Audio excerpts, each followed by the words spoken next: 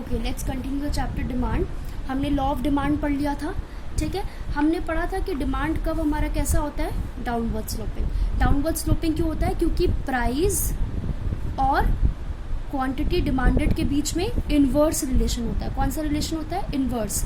क्यों, जब जब प्राइस बढ़ेगा डिमांड ऑफ एनी गुड, ठीक है, वो क्या होगी, कम होगी, जो कि जाहिर सी बात है। अगर किसी गुड का प्राइस बढ़ गया तो लोग उसको कम खरीदना शुरू कर देंगे, ठीक है। इसीलिए ये डाउनवर्ड स्लोपिंग होता है। क्योंकि देखो ओपी, ये आपका वाई एक्सिस हुआ, ये आपका एक्स एक्सिस हुआ, ये आपकी डिमांड कर्व हुई, ठीक है। अब देखो ओपी प्राइस पे कोई ओ क्यू क्वांटिटी डिमांड कर रहा है, ठीक है। ओपी प्राइस पे इतने प्राइस पे इतना डिमांड कर रहा है। अब देखो जैसे ही प्राइस कम हुआ, ओपी डैश आ गया, वैसे ही ओ क्यू डैश क्वांटिटी क्या हो गई, बढ़ गई, ठीक है। इसलिए डाउनवर्ड स्लोपिंग होता है। Clear, okay. नाउ मैम, क्या ये डिमांड कर्व कभी शिफ्ट या मूव नहीं होता, ऊपर नीचे होता है, ठीक है। इसका कॉन्सेप्ट हम पढ़ेंगे, दैट इज, एक कॉन्सेप्ट है movement along a demand curve, ठीक है। मतलब डिमांड कर्व के अलोंग मूवमेंट, मतलब कहीं डिमांड कर्व शिफ्ट नहीं हो रहा है, ये डिमांड कर्व है ना, इसी के अलोंग मूवमेंट होना। डिमांड कर्व ऊपर जाना या डिमांड कर्व नीचे जाना, मतलब इसी डिमांड कर्व के अलोंग मूव होना। समझ रहे हो ना बात को, ठीक है। इसको हम और क्या बोलते हैं, इसको हम बोलते हैं चेंज इन क्वांटिटी डिमांडेड। क्या बोलते हैं, चेंज इन क्वांटिटी डिमांडेड, ठीक है। ये हुआ आपका डिमांड कर्व, ठीक है। अब देखो मैं अगर ये नीचे नीचे लेती जाऊंगी प्राइस, तो आपका डिमांड कर्व यहाँ को आता जाएगा ना। जब मैंने और प्राइस कम किया, क्वांटिटी और बढ़ गई, और प्राइस कम किया, क्वांटिटी और बढ़ गई, तो ये डिमांड कर्व नीचे नीचे आता जाएगा, ठीक है। अब यहीं पर देखो, अगर मैं प्राइस बढ़ाती जाऊं तो डिमांड कर्व कहाँ जाता जाएगा, ऊपर जाता जाएगा। ये हमारा हो गया movement along the demand curve. क्या हुआ, movement along the demand curve, ठीक है, ओके। नाउ देखो, इसको हम बोलते हैं एक्सपेंशन, ठीक है। नीचे को जो डिमांड कर्व मूव होती है ना, नीचे को, ठीक है, नीचे को डिमांड कर्व कब मूव होगी, जब प्राइस कम होगा और डिमांड बढ़ेगी, ठीक है, तभी तो नीचे को मूव होगी। देखो प्राइस बढ़ रहा है, प्राइस कम हो रहा है, डिमांड बढ़ रही है, प्राइस कम हो रहा है, डिमांड बढ़ रही है, तभी बढ़ेगी ना। तो जब आपकी डिमांड कर्व इस साइड को मूव हो रही है, ठीक है, तो उसको आप क्या बोलोगे, उसको बोलोगे एक्सपेंशन इन डिमांड।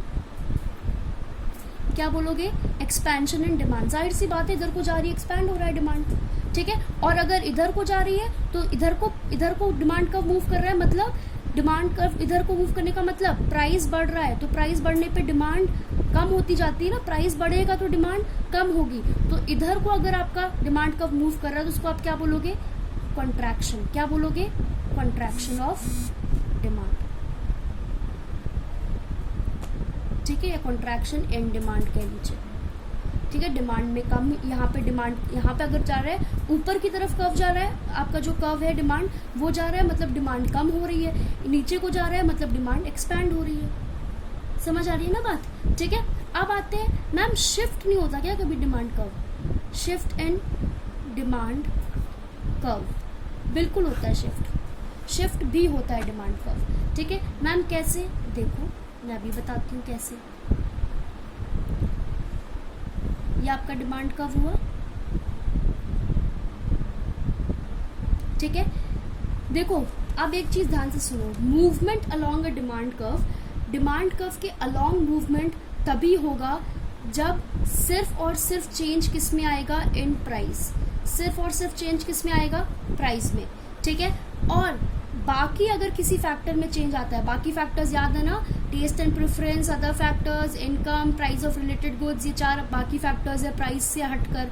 तो इन फैक्टर्स में अगर चेंज आया तो आपकी डिमांड कर्व शिफ्ट हो जाएगी। डिमांड कर्व क्या हो जाएगी, शिफ्ट हो जाएगी, ठीक है। फॉर एग्जाम्पल, अगर आपकी इनकम बढ़ गई तो डिमांड बढ़ जाएगी, डिमांड बढ़ जाएगी, डिमांड यहाँ पे ले आओ, सीधा सीधा बढ़ा दो डिमांड को, ठीक है।